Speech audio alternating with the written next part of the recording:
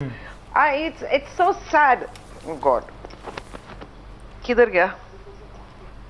Kiran Kher, will come to Miss Kiran Kher will come back to you in just a short while from now. Let me introduce Bachi Karkaria, who is now with us on this debate. Thanks very much, ma'am, for speaking to us and taking out time. The debate that we are having here is that is it really about resilience or compulsion of the Mumbaikar? And also the larger issue that is it time for a policy change, and should it be done, or whether there is a political will to do it or not? Because what people are saying here is that one thing that lacks here is political will, otherwise it would have happened. To take your questions one at a time, whether it's resilience or whether it's helplessness, well, certainly it's helplessness in the fact that you've got to go on with your daily job. But I, for one, would certainly not undermine the resilience of Mumbai, because I've really seen it most dramatically at the time of the '93 blast. And being someone from Calcutta who had normally just dismissed Mumbai's superficiality, for me it was a huge turning point. The way Mumbaikars really got up and took matters into their own hands. They didn't wait for anyone to organize things for them. And I think that's a very special quality of Mumbai, which the rest of India has begun to learn. So I don't think we should keep undermining this resilience. I'm not saying that you use resilience as an excuse to not to do something. That's another debate. But let's not undermine the resilience. That we have to be made safer, that intelligence has to be much stronger than it has shown itself to be. There is no debate about that. There can never be a debate about that. Having said that, I mean, I completely appreciate the point of the previous speaker who said that, you have to catch it before it happens. And there's the old cliche that, the terrorist has to be lucky just once, whereas we have to be lucky all the time, the ordinary people. So you really have to catch those sleeper cells before they wake up. You have to catch the operatives before they operate. So that is what has to happen. It's about deterrent and prevention. It is about deterrence. What really can you do in Kalvaderi and in Opera House? I mean, what can you do? How many CCTV cameras can you install? Yes, people can be alert, but in the ordinary quotidian business of living, how much alertness can you have when you're rushing to catch your train? You're too busy jumping on that 917 than to think about, oh, is there a bomb in the tiffin box in the hand of the man next to me? Bachi Karkaria talks about resilience. She says don't undermine the resilience. First of all, welcome back, Kiran Kher. We'll come to you in just a bit. But Prasun, I want to come back to you. Bachi Karkaria says don't undermine the resilience of the Mumbaikar. After all, isn't that something that each and every Mumbaikar prides himself and herself on? No, I think not anymore. In fact, Bombay people have no other choice, and because they are all people coming from all over the country, and they are people who are some of them, their families are back home. They have to send money back. There are a lot of compulsions. They are not at home. There are a lot of these people who are not at home, and so they have no other way, no other choice but to start working. I'm not undermining the resilience of them. In fact, what I think there is a sort of insensitivity which has sort of come into our country in a sense. If you look at, I mean, who stops work?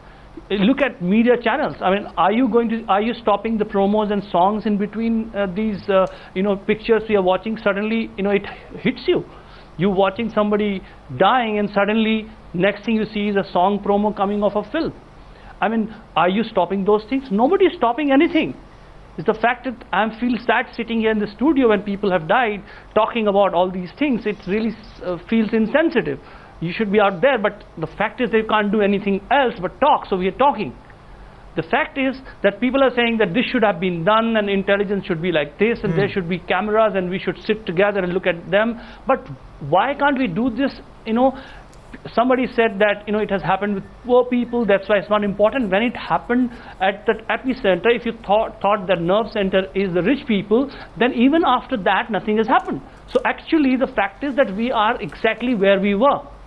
And So it doesn't make a difference. The fact is we are becoming immune to it. We are becoming as almost it is part of our life, like corruption. Kiran Kher, are you listening? What happens in India? So corruption starts in the beginning and you feel corruption is bad. Gradually you start seeing corruption as part of your lives. And you feel that it's everywhere. And you can't even fight it. This is how terrorism is becoming almost a routine thing for us. My fear is that we will get so used to this that we will start not seeing it as an enemy or anything alien. We will start getting comfortable. The India's spirit of accepting everything from coming from anywhere and making it part of you will Very true. right Is that the spirit what we are talking about? Terrorism will become part of you.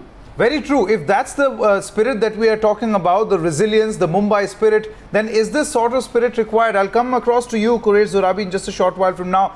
But Kiran Kher, you heard out Prasoon Joshi over there. Do you think that a political will is required on this issue, which is missing? And why play politics on each and every issue? I mean, today I was there outside Opera House where people said LK Advani coming and visiting and making all those points again and again on a blast site was uncalled for. Well, if you talk about uncalled for, do you think what Mr. Rahul Gandhi said today was very called for? I mean, I can't stop any terrorist strike, he said. And then Mr. Digvijay is saying, I understand the compulsion of Digvijay is saying, you know, defending the faux pas made by his protege. But Kiran Kher, but I mean, comparing an emerging world power like India to a failed state like Pakistan is completely shocking. I mean, if I would like to ask the people sitting in the NSC who have spent so much time and energy drafting the anti-communal bill, when there have been no communal riots in India for years and years now, which is fantastic. I mean, I'm so glad my country has matured like this. But terrorist attacks have been happening again and again. How about applying their mind to a strong anti-terror law? I mean, that's when you talk. I'm not talking as a BJP person. I am talking as a Mumbaikar, as an Indian. Please, for God's sake, don't take it as a political comment. But I feel very strongly about it, which is why I joined politics. But because I do find the centre extremely soft on terror. But Kiran Kher, it's not as if there haven't been any terror strikes during the NDA. Bachi Karkaria, you wanted to say something as well. Yes, I did, because I think that we once again, I think Kiran has done exactly what she's saying we shouldn't do, which is politicize the issue. And I would hate this fact happening on this debate, that when you have a Congress spokesperson and you have a BJP spokesperson, and instead of answering the question that they are asked, they start their tutu mai game and say, oh, but remember what happened during NDA. And the other one says, oh, but remember what happened during UPA 2. I mean, nobody's answering the question. They're just pointing fingers, and that's exactly no, that's not true, Bachi. I am asking the questions that we have in India. Yes, that's not true. I am asking the questions which its citizen has a right to ask of the government in power. What do you expect us to do? Today is a very sad day. I condemn the riots. I am angry because it is also my city as much as yours. And what about those people who were talking standing last night all over the blast sites? They were saying exactly what I'm saying. Do they belong to the BJP or the Congress? We cannot sit and pontificate on armchair sofas and sit and talk about it. Oh, it's very sad. Let's not politicize. Let's not communalize. We are not communalizing it. But unfortunately, vote bank politics makes the government take a soft stand on terror. And if we do not articulate this, we are letting our country down. And people like you, Bachi, should also be articulating it. We cannot sit on the safe side always. Well, Bachi Karkaria, would you want to reply? Yes, because I don't see where I'm sitting on a safe side. I'm saying yes, people have to be safe. Yes, Maruf, I'll come across to you. Don't like this. What else are we going to talk about? I just don't like this finger pointing. And can I finish? Finger pointing? And also, I don't think that people are sitting back and accepting terrorism as a way of life like corruption. It's certainly not even a way of life. It's a way of death. And I think today, I don't think people in India are accepting anything lying down. The kind of debates that have happened over corruption, over murder cases, over crime, which has just been sought to have been put under the table.